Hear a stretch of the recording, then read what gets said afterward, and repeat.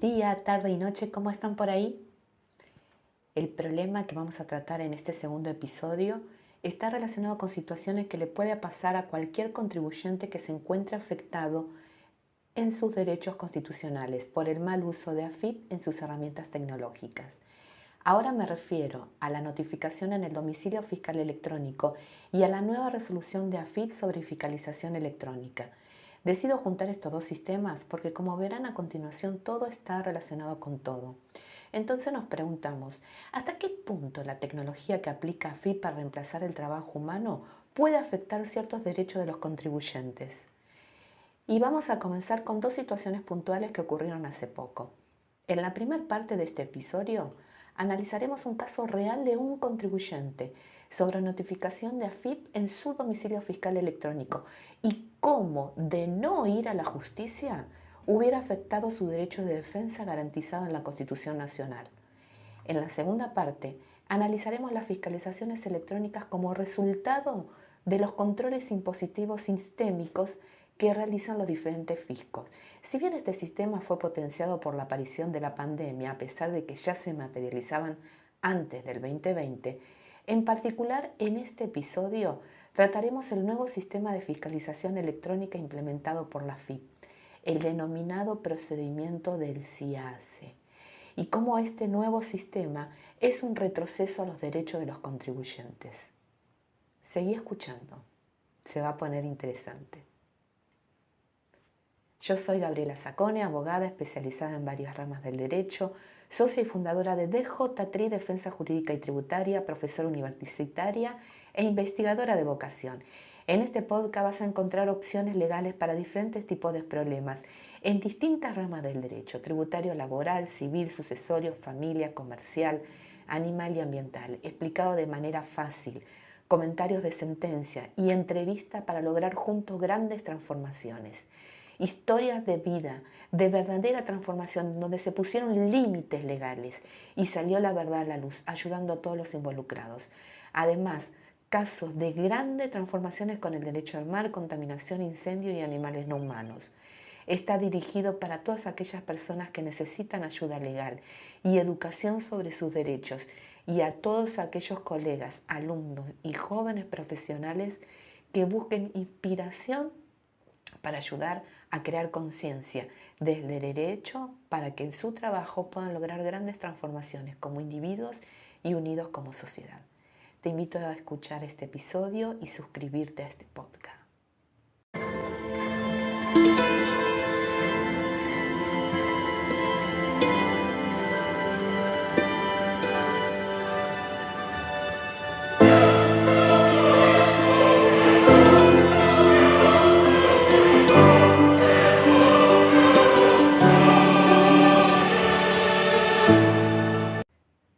Como te contamos en el primer episodio que expusimos casos reales, si bien es otro tema, te invito a que los escuches.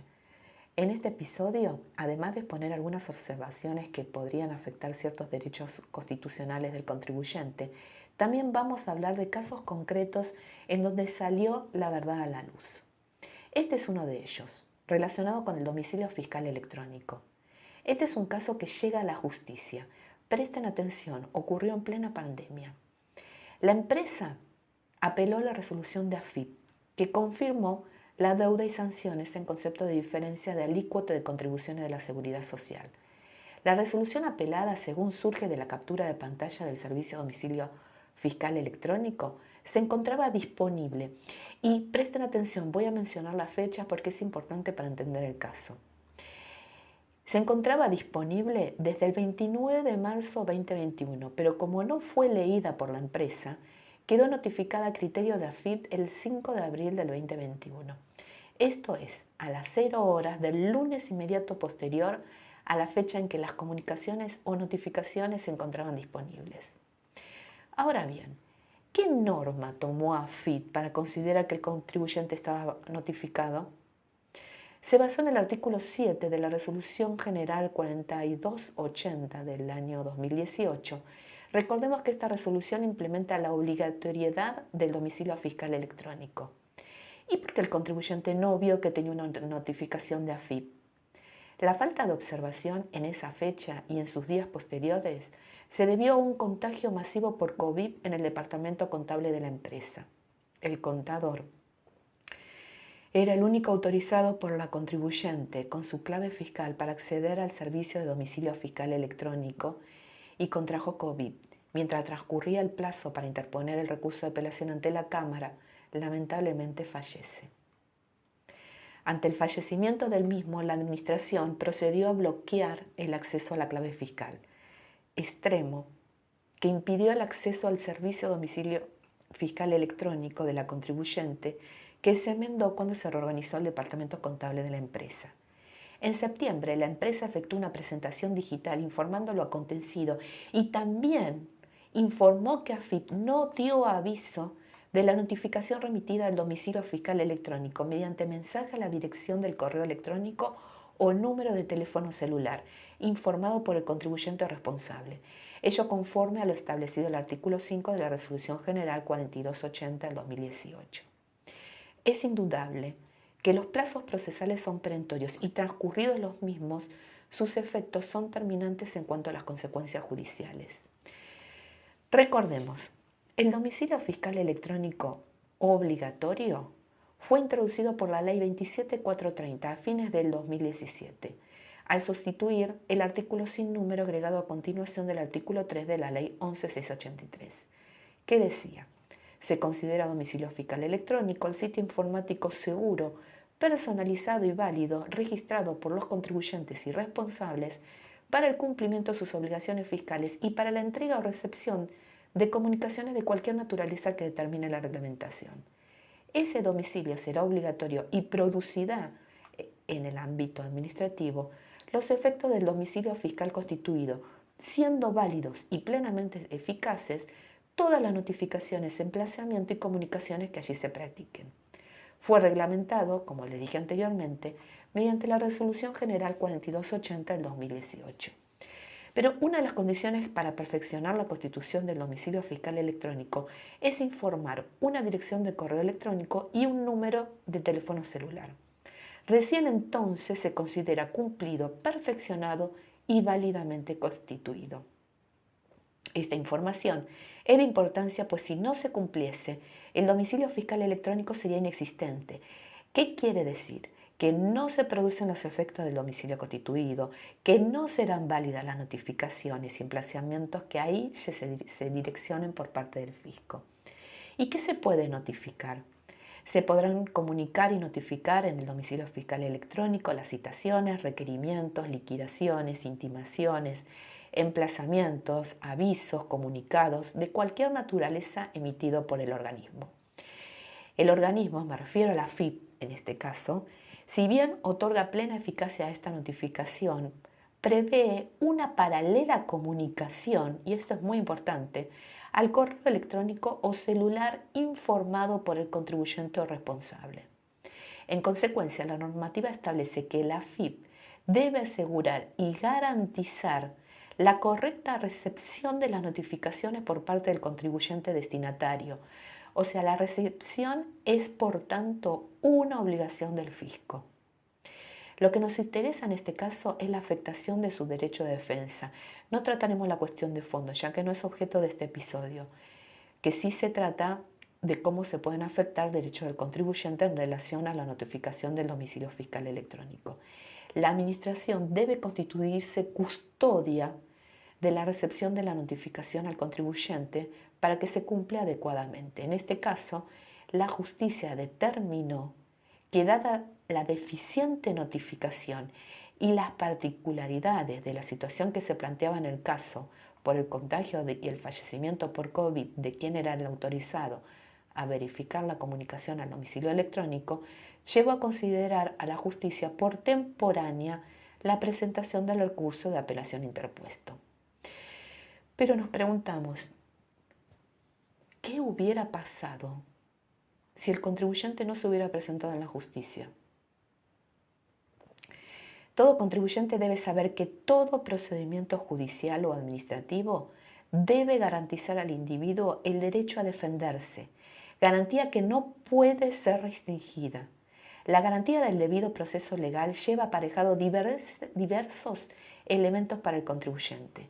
El derecho a ser oído, a ofrecer y producir prueba, a que se dicte una decisión fundada que contemple sus alegaciones y resuelva sus pretensiones. Entonces hay que tener en cuenta siempre, cuando nos referimos a notificación en el domicilio fiscal electrónico, que el fisco, si bien otorga plena eficacia, prevé una paralela comunicación al correo electrónico o celular informado por el contribuyente responsable. La misma normativa que establece AFIP sostiene que debe asegurar y garantizar la correcta recepción de la notificación al contribuyente destinatario y es obligación del fisco. El segundo caso que hoy vamos a tratar está relacionado con el procedimiento denominado SIACE, que implementó AFIP a través de la nueva Resolución General 5364 del 2023. Si bien las fiscalizaciones electrónicas de esta manera vienen hace años, la nueva resolución cambia la resolución general anterior, que era la 3416 de procedimiento de fiscalización electrónica, afectando ciertos derechos y garantías del contribuyente que vamos a analizar a continuación. Vamos a analizar tres observaciones que notamos que fueron tres cambios que involucionan y afectan derechos y garantías al contribuyente. El primer cambio se trata sobre la notificación del inicio de la fiscalización. Y volvemos de nuevo con el punto anterior y la importancia del domicilio fiscal electrónico. Ahora ya lo van a entender por qué. Una de las diferencias con la nueva normativa, que el nuevo procedimiento de control de cumplimiento de las obligaciones impositivas, aduaneras y de los recursos de la seguridad social de los contribuyentes y o responsables, denominado Sistema de Acciones de Control Electrónico, en adelante SIACE, el procedimiento del SIACE, se iniciará con la notificación en el domicilio fiscal electrónico del contribuyente o responsable y como excepción a través de las restantes formas previstas en el artículo 100 de la Ley 11683. Decimos que es un retroceso, ¿por qué? Porque en la resolución anterior, me refiero a la Resolución General 3416, decía que el inicio del procedimiento de la fiscalización electrónica, como regla general, era al revés, notificado primero en alguna de las vías previstas en el artículo 100 de la Ley 11683, es decir, primero en el domicilio fiscal denunciado. Y en los términos del artículo 3 de la 11683, cuando hablamos de domicilio denunciado, se refiere al real o en su caso al legal de carácter general, legislado en el Código Civil. Y en caso de resultar negativa la notificación en el domicilio indicado en el párrafo precedente, se diligenciará la misma en un domicilio alternativo que sea de conocimiento del organismo o por comunicación en el domicilio fiscal electrónico del contribuyente responsable. La FIP debe garantizar siempre la correcta recepción por parte del destinatario. Ya lo vimos en el primer episodio en el caso anterior. Y aclaraba en la resolución anterior que recién, prestar atención, recién concretada la notificación, se tendrá por iniciado el procedimiento de fiscalización electrónica, el cual se identificará con un número de fiscalización electrónica. Y en la nueva resolución no aclara, como lo hacía la anterior, que recién concretada la notificación comenzaba la notificación, lo cual es peligroso para el contribuyente, que en esta nueva resolución se inicie directamente en el domicilio fiscal electrónico y pueda pasarle como en el caso que vimos anteriormente, que el contribuyente tuvo que ir a la justicia porque no se pudo notificar. El contribuyente, en este caso, del inicio de la fiscalización, con lo cual afectaría gravemente su derecho de defensa, de ser oído y de producir prueba. Fíjense cómo todo está conectado con todo. Y la segunda observación, el segundo cambio, está relacionado con los plazos para responder los requerimientos. Otro de los cambios que perjudica al contribuyente son los plazos. En la anterior resolución se refería que ante un requerimiento por parte del fisco, el plazo que tenía el contribuyente para responder era de 10 días. En cambio ahora ponen un plazo especial que estará comprendido entre los 3 y 15 días hábiles administrativos contados a partir del día siguiente de acontecida la notificación.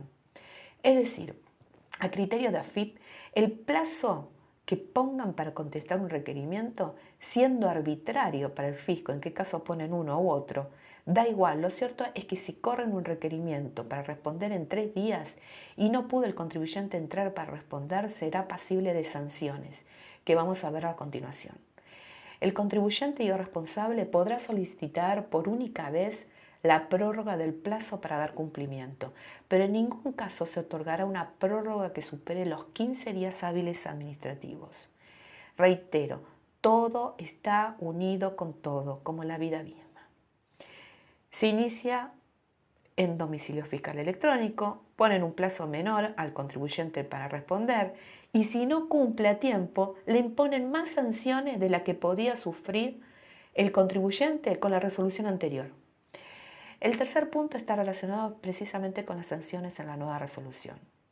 Este tercer punto, a mi criterio, es el más grave y tiene que ver con las sanciones. Pareciera que la AFIP no aprendió en corregir su comportamiento con todos los antecedentes judiciales que salieron en su contra, precisamente por su accionar. En este punto, destaco las sanciones nuevas que se incorporan. Es otro de los puntos en retroceso y en vez de AFIP agilizar el procedimiento de fiscalización en su accionar, que debiera ser diligente y eficiente, seguramente llevará al contribuyente a tener que judicializar su caso, dado que esta resolución otorga un amplio margen de discrecionalidad.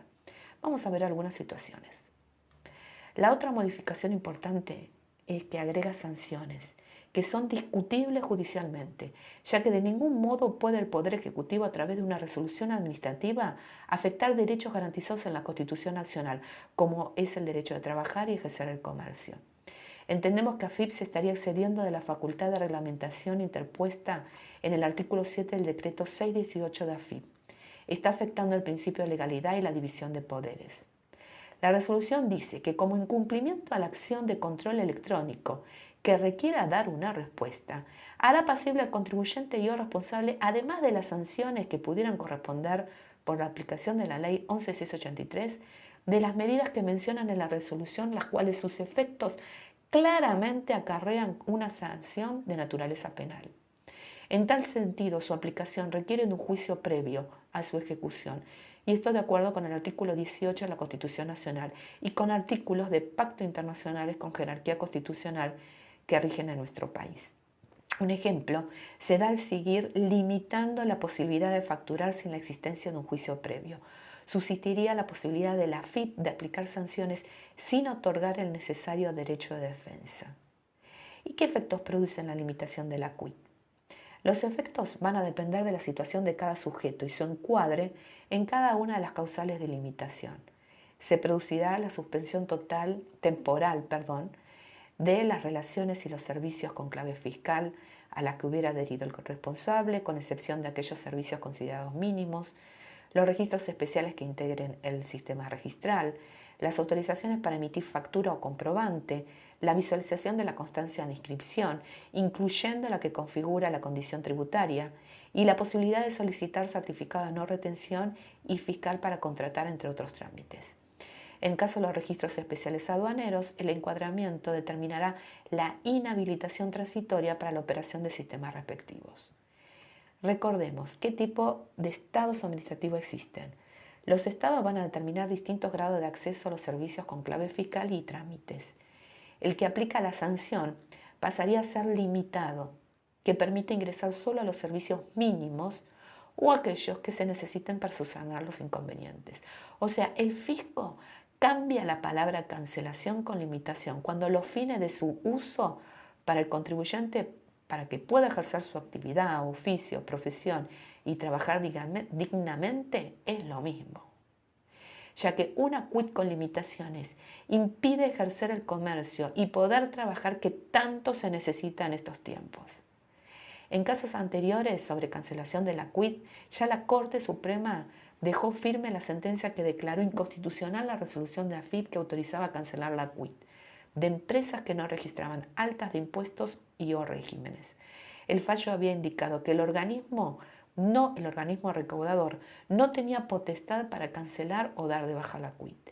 Y en los casos en donde se limitaba la QUIT, también se expidió la justicia. La Cámara consideró que si bien resulta claro que AFIP debe resguardar sus intereses fiscales para el resguardo de dichos intereses cuentan con diversas herramientas y facultades para su accionar ante el cumplimiento de obligaciones fiscales por parte de los contribuyentes. O sea, la Cámara consideró que la limitación de la QUIT es arbitrario y abusivo de sus facultades como darlo de baja. La nueva resolución, además de lo que ya expusimos, agrega más sanciones que en la anterior no existía, como por ejemplo la habilitación de emisión de comprobantes clase M y las consideraciones para la valoración del sistema de capacidad económica financiera en los términos del artículo de la resolución 4294. Con estas nuevas medidas, con efectos de verdaderas sanciones penales más que administrativas, se reabre el debate sobre si las facultades del juez administrativo de aplicar sanciones de naturaleza penal importan una violación de la garantía del juez imparcial por el hecho que el mismo organismo sea parte acusadora y juzgadora. Máxime, teniendo en cuenta que existen pronunciamientos del Tribunal Fiscal de la Nación y de la Justicia que consideró que la administración activa le está vedado el ejercicio de la función jurisdiccional penal por no ser un órgano imparcial e independiente. Para terminar, tengamos en cuenta que la Ley 19.549 de Procedimiento Administrativo dispone que la Administración debe abstenerse de comportamientos materiales que importen vías de hecho administrativas lesivas de un derecho o garantía constitucional. Gracias, gracias, gracias por escuchar hasta aquí. Recuerda, tu primer propósito es ser feliz, todo tiene solución y cuando te conectas desde el amor de tu corazón, todo se puede transformar para mejor. Te invitamos a suscribirte y compartir este episodio en tus redes si crees que pueda ayudar a alguien o interesar o le pueda servir o interesar a alguien. Los espero en el próximo episodio. Bendiciones para todos.